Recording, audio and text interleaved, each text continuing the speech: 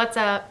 Welcome back to my channel. My name is Bex, BX. Normally I would do the hand thing, but I am not about to show you guys what my nails really look like right now. In this week's video, I'm going to be talking to you about what criteria I would now consider if I were applying to law school with the knowledge that I have as a current law student. I'm gonna link to you guys the video that I did last year around this time of what factors I took into consideration, basically my whole decision-making process for deciding to come to Emory Law. The process for me was really learn as you go. I did have some people like that were giving me advice, but a lot of it was super generic, like, yeah, you know, you want to think about the rank of the school, you want to think about the price, you know, you want to think about your job opportunities, and those were basically the three factors that were kind of constantly reinforced to me as to what criteria I should be finding important when I'm making this decision.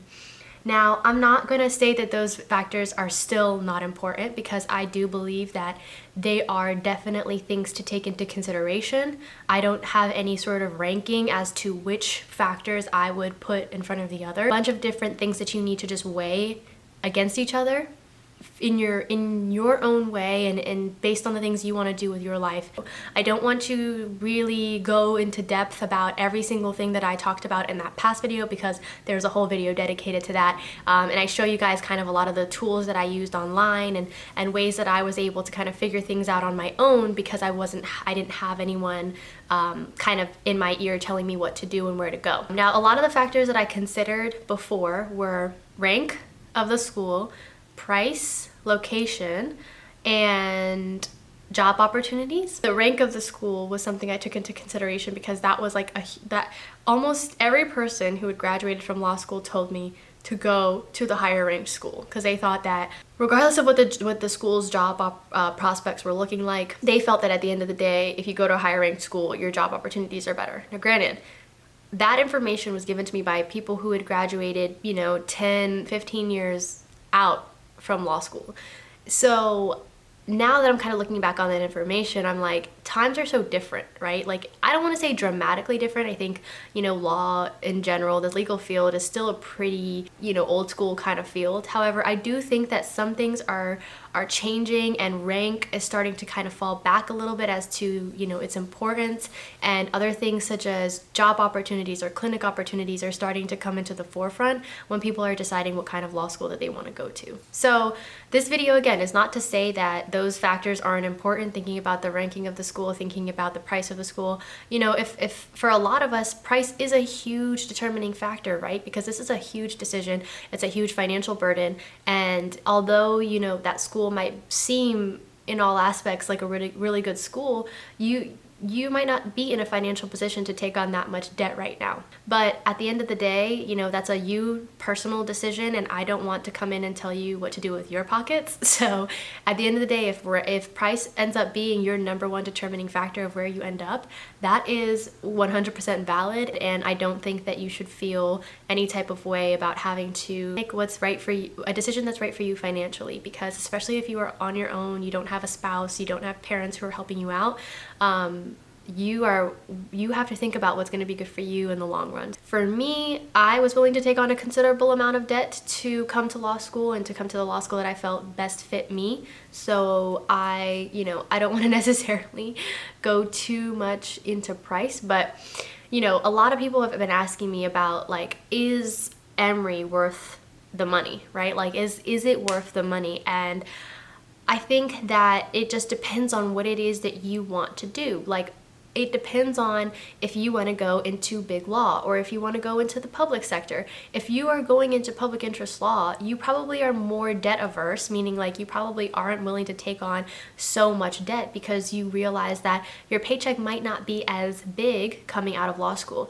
There are some loan repayment programs for people who end up getting into public service, like government jobs. You know, they'll have payment plans where if you are in that job for a certain amount of time, they will pay off your student loans. So those are options. There are always ways to kind of figure these out. There are lots of grants in the public sector. There are lots of scholarships in the public sector. So I don't think it's impossible. I don't think it's unaffordable to still go to a more expensive school and want to do a public sector job. However, it is, you know, something definitely to think about. Like right when you graduate, you probably aren't going to be making, you know, that 150K or 100, whatever the average salary now is for a first year associate at a big law firm. You probably won't be making that amount. So that is a reality, I guess, you need to face. But if that's the field that you know you want to go into, you should stay true to that and really find a way to make that work. And if that means going to a cheaper law school, I don't think that there's anything wrong with that. But again, it's not just about just going to a cheaper law school. It's maybe that cheaper law school actually in turn has better opportunities for you anyways to enter into that field and get the job you've always wanted. So sometimes the bigger, better school isn't always going to have the opportunities for you based on the field that you are trying to go into. And that's where I think, you know, when I give advice as to people who want to come to Emory, when I give advice to them about what I think that they should do and whether they should come to Emory or whatever, I always have to ask them, like, there's nothing wrong with not knowing what it is that you want to do, but if you know what you want to do right now, that should definitely be your starting place, right? Because it's a much easier to make decisions moving from that starting line versus I don't really know what it is that I want to do, and like me, and I just kind of want to keep my options open, right? Like I have a general idea of where I could see myself. I have a general idea of, you know, the type of career I would like to have, but at the end of it, I'm really generally open to all types of law, all industries, whatever. If you aren't one of those people like me who are, you know, just kind of like wherever life takes me, if you are coming into law school, you know, especially if you've spent some time working and you're now coming in a little later and you're like, no, I know exactly what it is that I want to do. That is, I think, a much more concrete, clear place to start from, because now you can start to look at the schools that are going to provide you with the best opportunities to enter into that field, right? And then the other things start to become sort of negotiables, like, all right, am I willing to pay a little bit more to go to this school because the job opportunities in this specific industry, like IP law, for example, like they're just, you know, the network opportunities, the clinics, the externships are worth the price point.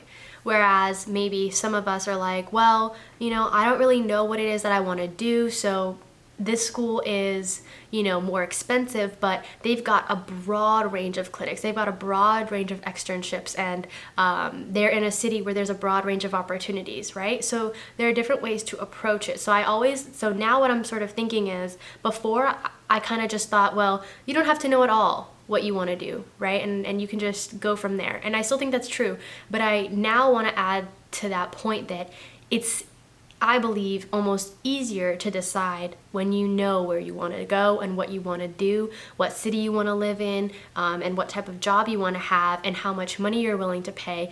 You can start to make decisions way more efficiently than someone like me who kind of started from a line of, from the baseline of, I just want to keep all of my options open. That's where I will begin. When it comes to what I know now as a first-year law student and whether that would change any of the criteria that I would use in considering what law school to attend, I would still keep ranking in mind, I would still keep price point in mind, I would still keep location in mind, but even more so, location for me, and I want to start with that point, because location for me was really just about where could I see myself living, right? You know, could I see myself going to law school in Los Angeles? Could I see myself going to law school at home in New York? Like, where could I see myself going to law school? But I now know, after going through my first year or my first round of the job search for summer internships, is that location really tends to be a big question that a lot of firms have asked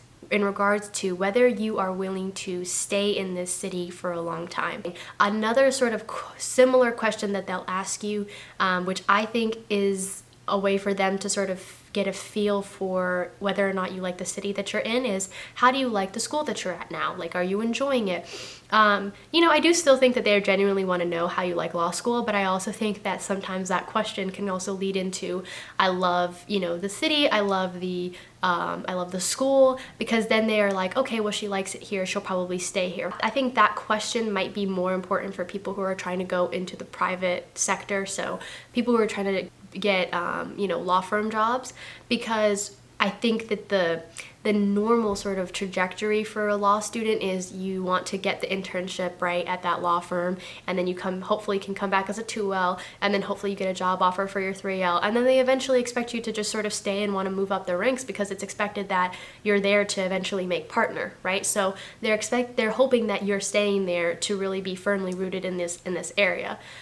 Whereas I don't know if that's really the case for the public sector, because I haven't really gone for any public interest jobs. I think it's probably less of an issue. I think it's less of an issue unless you're trying to go for like like a public defender. If you're trying to go for one of those jobs, I think might be more similar case to law firms. But when it comes to just like nonprofit organizations and such, I don't know if that's as big of a question that employers are asking you. So location is something that I think I'm now rethinking, right? But before I was kind of just like, well, where do I want to go to law school next for the next 3 years? Where do I see myself living? It's like, no, they really want to know, do you see yourself staying here for the next 5 to 10 years? And I didn't really get that when people were saying that you should take into consideration location until I really started to go into these interviews, and virtually every single interview I was in, especially, and not even just the ones in Atlanta. Like if I was looking at a job in LA, in the cover letter, like even before the interview, in the cover letter, they want you to state what connections or ties do you have to this city, right? Because you have to indicate the office that you prefer, especially for these firms that are, nationwide. You have to indicate the office that you prefer, and then you have to tell them why you want to be at this office, or what type of ties you have. So a lot of people might say, I have familial ties, or I'm from here. When I applied to jobs in DC, I kind of expressed, I live in Atlanta right now, and I chose to go to Emory Law because this is where I saw myself, this was the best fit for me, but I'm from the Washington DC area and could see myself practicing law in DC. So that's kind of similar if you don't go to school from your hometown, but you are applying to jobs in your hometown, being able to say that you're from there, that you actually live there and you just moved to this new place. That's another way that you can kind of express what kind of connections and ties that you have to that place. Now, when it comes to job prospects, I think a big thing that people look at, and I definitely suggested this in my last video too, in that video, because that was the website, those are the resources that I was using, were these websites where you can figure out what the employment statistics are, right? So at a very, very general, large scale level, you can see what are that school's employment rates in big law, what about the public sector, at a very, very general level sort of pie chart of where people end up when they graduate from that law school. I found those to be very helpful, right? Like when you're really just trying to get an overview for things, and you, being me, right, being someone who wasn't exactly dead set on a specific legal field, like on a specific industry or a specific type of job. Like I didn't know anything about if I wanted to be transactional or litigation. I didn't know none of that, right? Like I just knew I wanted to be a lawyer. So I went to those sites just to kind of get a sense for, would I have a fairly equal chance of being able to go public or private? That was essentially where my mind was at. Like if I go to this university, is it going to close my options for going into public interest? Is it going to close my options for going into the private sector? Do I have a fairly equal, I knew it wouldn't be 50-50, but do I have a fairly equal 60-40 chance of going into either? And when it really came down to it, it felt like at GW or at Emory, I could have pretty equal chances. Things that I didn't take into consideration are other opportunities that kind of progress into job opportunities, such as externships and clinics. I didn't really take those into consideration as much. I knew that Emory had, quite a few clinics, like maybe 3 or 4 clinics that were, kind of involved work that I could see myself doing. Maybe not necessarily as my career, but definitely clinics that, sort of were surrounding important issues that I felt that I resonate with and that I felt that I would definitely want to, have an impact on. So I was like, what, if I decided to do a clinic when I went to Emory, I could see myself being involved in these clinics that they have. People who ask me about Emory and want to know about those opportunities, they are not extremely wide, but Emory does have other opportunities for people in the private sector to do other things, which I will get into. A lot of our clinics are public interest clinics, but there are, like I said, there are other opportunities, so I would not just completely discount Emory for its lack of clinics.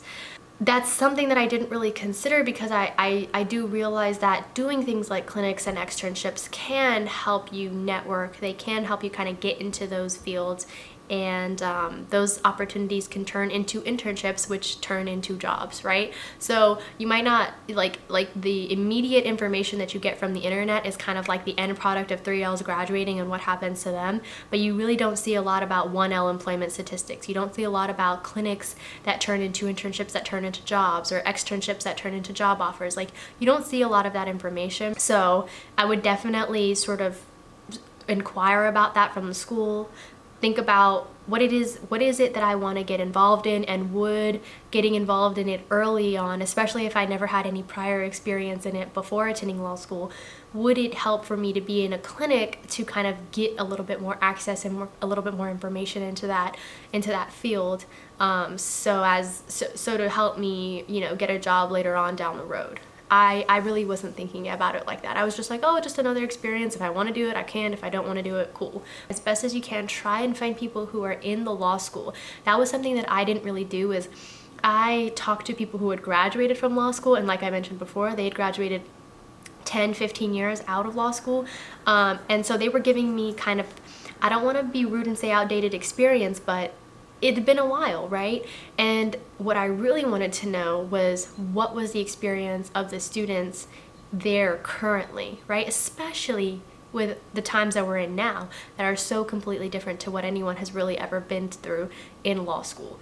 So as best as you can, inquire with students who are currently in those positions that you want to be in at the law school. Try and find them on LinkedIn. Be weird, it doesn't matter. From the law students that I know, we're always willing to help because we knew what it felt like to be in that position, and we wouldn't want to lead anyone astray. You know, you can just type in the school and then look through people, and you'll probably find someone right away. And you can especially try and see if they have similar interests to you, so that could probably be an easier way to kind of initiate the conversation versus just being like, hi, you know, I really want to go to this law school, can you help me out? Like, if you have something in common, oh, I saw that you also went to my undergrad, like, could you tell me about this experience, you know? And that way you have like a common starting point to initiate your conversation off of. And I feel like I should have probably defined this before, but for those who don't know what an externship is, externships are basically internships that you do in the fall, in the school year, but you're not going to get paid.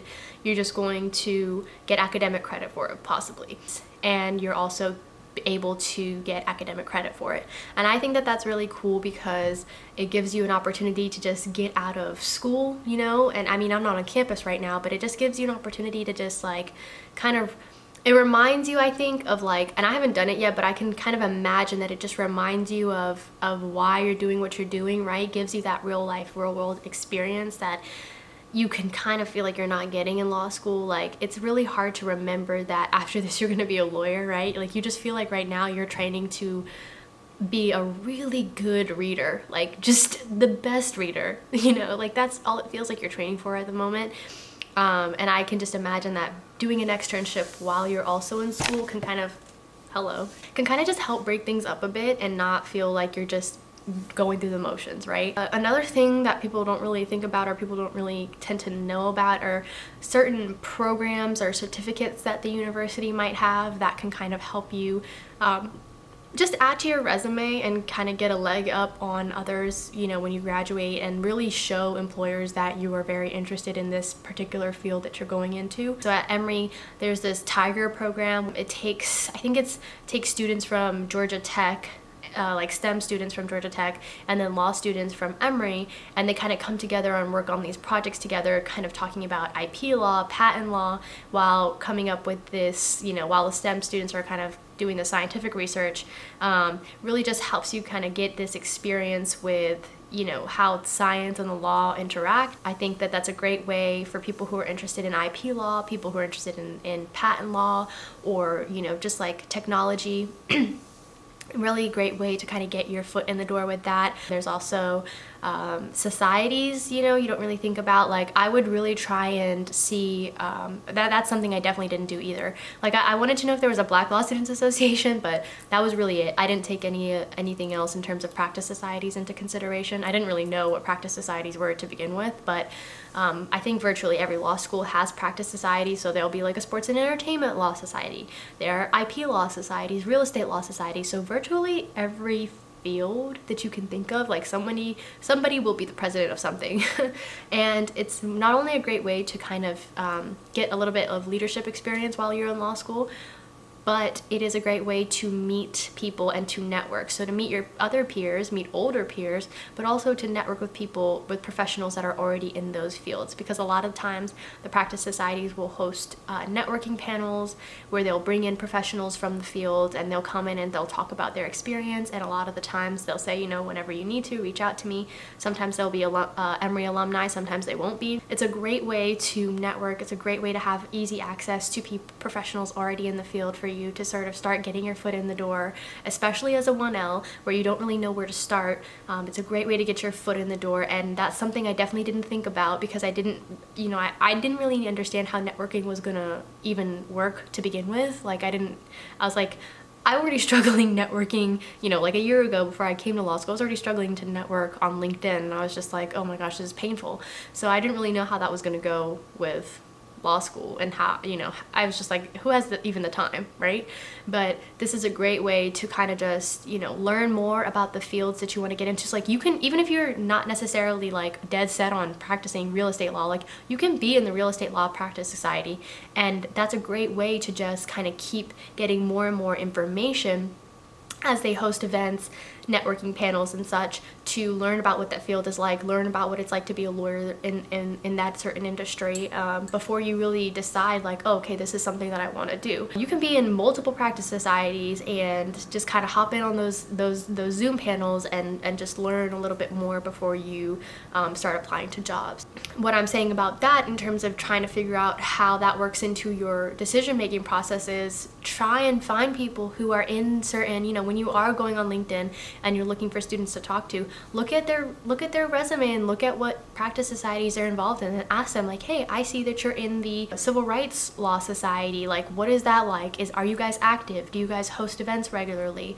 What was your event this semester? Are you gonna have an event next semester? What kind of people have come to speak to you guys? What sort of opportunities have arisen out of those events? Like, have job opportunities come from them? Things like that. Questions that, if that person's willing to answer, could really give you some insight as to, what it's like at that law school, to network, to interact with others, and so on. So again, something that I just didn't really think about, but is definitely something that helps and just makes that process easier, because at the end of it, right, we're all just trying to get a job. That's really it. Like, that's really what we're trying to do. We're trying to learn. Yes, we're trying to grow as people. We're trying to make friends, build relationships. At the end of it all, really what it really comes to is that we're all just trying to get a job. So you're just trying to think of, I guess I didn't really see it from this point of view, but now I'm here. I don't know if it's that I'm just jaded or I'm tired, but when you're thinking about these criteria, really it all ends up just coming down to what's gonna get me a job. And I think there are other ways to think about it for sure that aren't so cynical, but I definitely think that is the reality, and the core of it is that no matter which way you paint it, you're trying to make a life for yourself. You're trying to make a career for yourself, if that's a sweeter way to put it. But I'm really just trying to tell you guys that, like, at its core, you're just trying to get a job. So to do that, there are certain things you need to do, like build relationships. So when you are thinking about what university you want to go to, you want to think about what opportunities are there for me to build relationships while I'm in law school. Relationships with my peers and relationships with professionals who have graduated already. People, and they don't have to be alumni either, but professionals in that, in that city or in that industry that I'm interested in working in.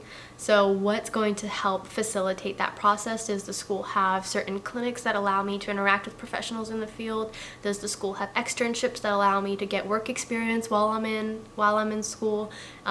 Do they have good practice societies that are going to offer me with networking opportunities? And then you know, it's not even the practice societies, but the school also holds networking panels as well, and they bring people in, they bring guest speakers in to kind of just talk about their experience in the field of law that they're involved in. So you can also look at those events. If you just go to the school's website, you can probably see, if you go to the school's social media, like Emory has a Instagram, I think we also have a Twitter.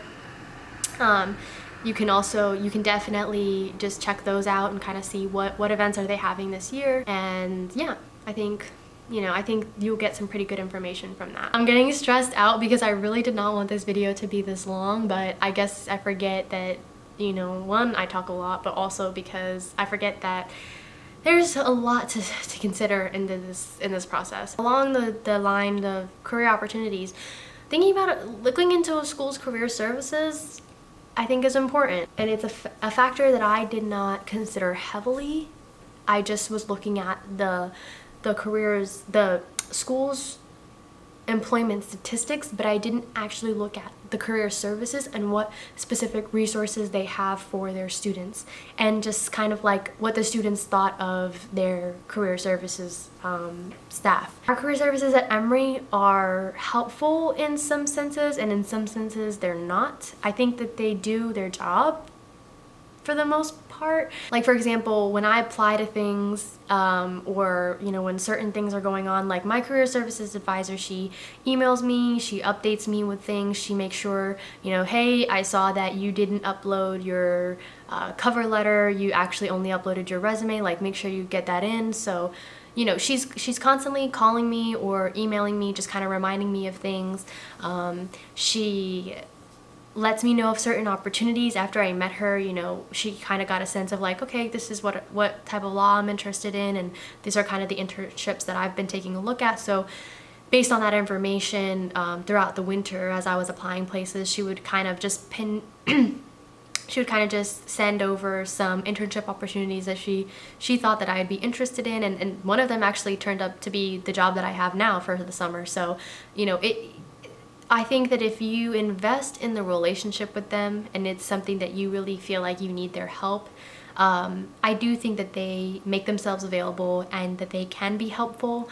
But sometimes, you know, the dynamic can be a little weird. And I don't want to like say anything that makes it seem as though they don't do their job, but, you know, some interactions that people have had here with career services have just been subpar.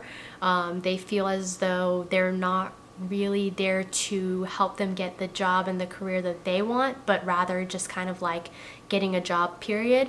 You know, a lot of people have been kind of told that they shouldn't expect to get a paying job because they are their GPA isn't that great, right? So to just instead only go for public interest jobs because that way your chances are greater.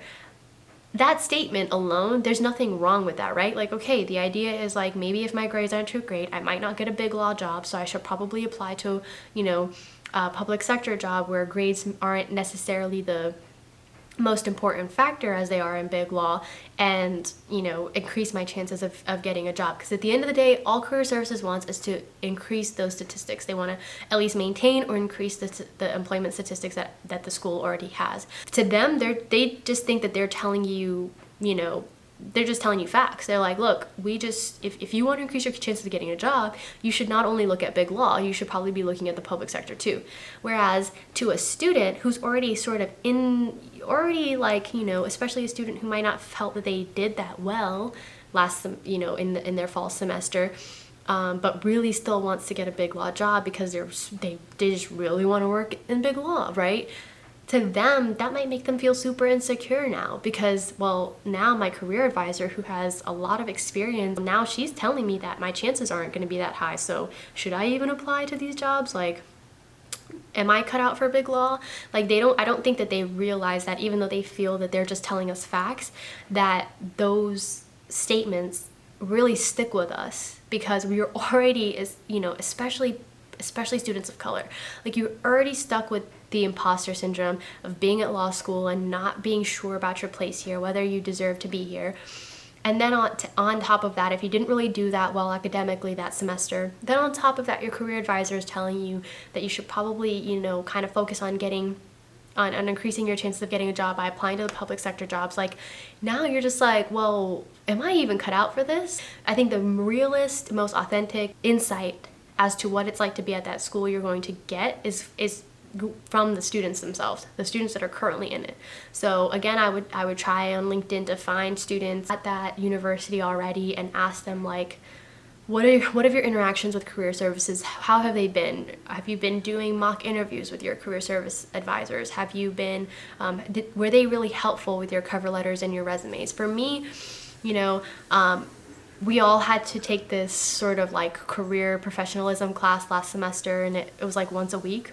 And in that, we had several assignments where we had to do practice cover letters, and we had to submit our resumes and have them, you know, review it and us make edits and changes and stuff and revisions. So those were helpful in the sense that they forced me to just get on it and start my cover letter, start my resume building pretty early in the semester. But you know, the changes that they made to my resume were super minimal. Like they were just like, change this word, change that word, that's it. Like there wasn't like, you should probably say something more along, like they didn't really change the way that I was explaining the jobs that I'd done before. They were just like, some of the vocabulary was wrong, or maybe some like structural things of the resume were wrong, but they didn't really go into detail about how I could fix my resume. So I think that probably just requires you to kind of go into the, you know, go in with them a little more often and kind of talk through what you think, just tell them what help you need from them. I mean, that is the essence of law school in general, y'all. Like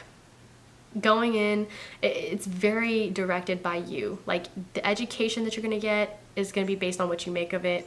So the experience that you're going to have with career services, I think, is going to be what you make of it. If you go in there and you are constantly telling them like, look, this is what I need from you. I need you to look at my resume again and again and again. I need you to look at my cover letters again and again and again. I need to do mock interviews. Like, I think if you go in there and you reinforce that you are going to get their help no matter what, then I think that you can get that. But sometimes it's kind of hard when you're busy all the time and you realize like, dang, I don't really have a lot of time to do all of these things that I really would like to do if I could just focus on getting a job, but I have to focus on getting good grades first. So it can be hard to kind of keep trying to be the one who initiates the conversation with career services. But I would definitely just keep talking, you know, feel free to DM me, talk to people on LinkedIn at the schools that you're applying to, and just ask them what their interactions with career services have been like, what kind of opportunities, thinking about things like OCI, you know, on-campus interviews with firms, asking the school, asking the students at the school, what firms have been coming to your OCIs? Like, especially in the pandemic, we had, you know, 1Ls were allowed to participate in the spring OCI, and I think there were like 6 firms. I don't think there were a lot of firms. I think there might have been like less than 10, I believe. And I didn't even do OCI this spring, so there were not a lot of opportunities for 1Ls in the spring OCI. I don't know how it went for the 2Ls. I think I definitely think they had more firms for them, but I just don't know I don't know how it went down. So I would definitely talk to older people as well, not just the 1Ls, like try and find 2Ls and 3Ls who have been through the process and ask them like, hey, compared to the OCI that you did before, like how was this, you know, did the amount of firms decrease? Did they increase? Have they been the same? I would definitely look into those, look into asking those types of questions, because those can be important for whether or not you think that you have good chances of getting a big law job your 1L summer or your 2L summer. Another thing with that, I think, is looking at diversity programs, like the school that you're applying to, looking at the regional career fairs that they are involved in. Down here we have like the Southeastern career fairs, and so we're allowed to participate in that. I think Georgia also does a lot for Georgia law schools, so I've been fortunate to be kind of a part of those. I think another thing people kind of discount or maybe don't really think about are diversity programs.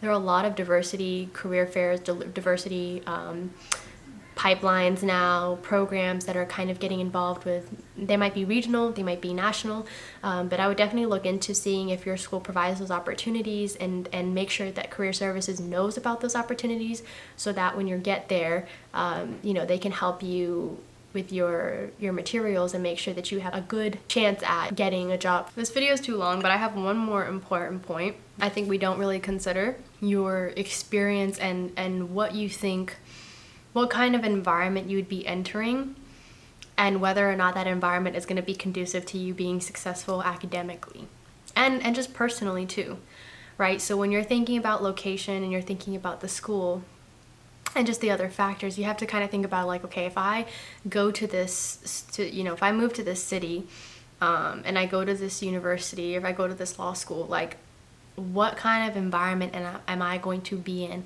And I think that that's particularly important because you need to understand for you, how do you respond to stress? And I've been telling this a lot more to people who've been asking me about now that their decisions are having to be made. And they want to know, like, should I stay at home? Should I move away? Should I go to a big city? Should I go to a smaller city? Should I go to a school where I'm taking on more debt? Should I not take on a lot of debt? And I think that a lot of that can really be summed down to the question of what are your stress responses? For example, when you are stressed, do you want to be at home, right? Say, for example, if you're someone like me who would have been living at home with her parents, like, would it be nice for you when you're stressed to have somebody cooking your meals, to have, a very stable sort of routine of people taking care of you? Or do you want to be out on your own? Or when you're stressed, do you tend to go more private, more inward? And do you need to have your own space, right? And that plays into the price. And like, okay, if I go to this more expensive school, if I live somewhere like New York or LA, I might have to have a roommate. Do I want to live with a roommate? Like, in order to afford rent, because of the amount of money I'm going to be taking out, would I have to have an apartment and live with 3 other people? When I'm stressed out, do I want to come home to 4 people's dishes in the sink, right? Like, do I want to live like I lived in undergrad? Or do I want to be on my own and kind of have control of how everything is? And so a lot of that is very subjective. That question really is going to depend on you knowing who you are, knowing how you operate, okay? Because you have to be really honest with yourself. Like, for me personally, when I get stressed, I tend to go more inward, and I tend to want to be away from others. Even my family, like, I love them to death, but even my family, like, I need to have my own space when I get stressed out. And I'm like, look, I'm gonna go inward for a little bit, but I will come back, and I want to engage with others when I'm in a more positive space, right? Like, I don't want to be around others when I'm in this kind of negative, like, stressed out, anxious space. So I think it's really important to ask yourself that question, because it will actually help you, I think, understand how to approach these other issues of how much money you're willing to take out, and what kind of conditions are you willing to live under, and what's going to be more conducive to you being academically successful, especially in the pandemic, where we don't really know if next year we're going to be able to be on campus. So we might be at home still doing school, which would mean that you would, for example, are you willing to be doing school with potentially 2 other law students who are also doing school from home? Again, if you need more clarification on what I mean by that, what I mean by needing, by your stress response, definitely feel free to email me or to DM me. It would be nice to kind of know that about yourself from the jump before you go in and make that big decision about making that big move. Some people want to stay at home because they feel like they've already have a network at home, right? Like, they don't want to have to think about having to network in a completely different new city. Like, if you're already in this place and you have a good network of people, you have friends, you have, sort of this, like, you've done internships in that city before, so you have job opportunities potentially already lined up. Like, maybe you don't want to move away from that place, and if you've gotten into a law school there, it might be a good idea for you to go there. Again, just something to think about. It's not necessarily a determining factor. It's just something that I think is an important question that, especially for someone like me who didn't really have the ability to approach this situation from the point of view of, I know exactly what legal field I want to go into. I think this is another way for people who don't exactly know what they want to do yet, but want another direction for which they can start making decisions from.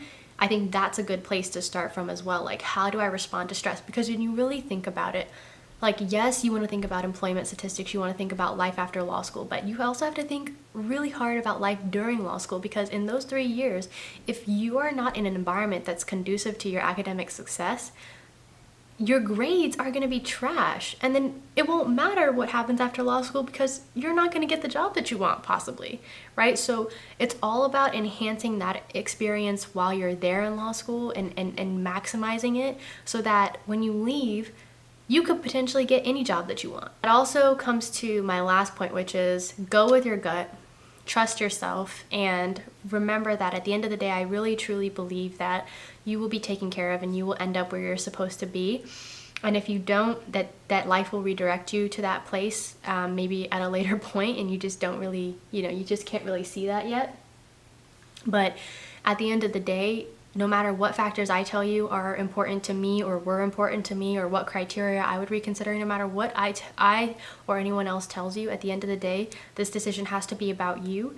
It has to be about what feels right to you, what school matches you. So that being said, take my advice with a grain of salt. Definitely keep them in the back of your mind, and if you are ever finding yourself in a position in your decision-making process where you are just starting to not really know where to begin with, what to approach, how to approach it, come back to this video, come back to my video from last year, and just kind of take all those things into consideration possibly, and just see where that gets you.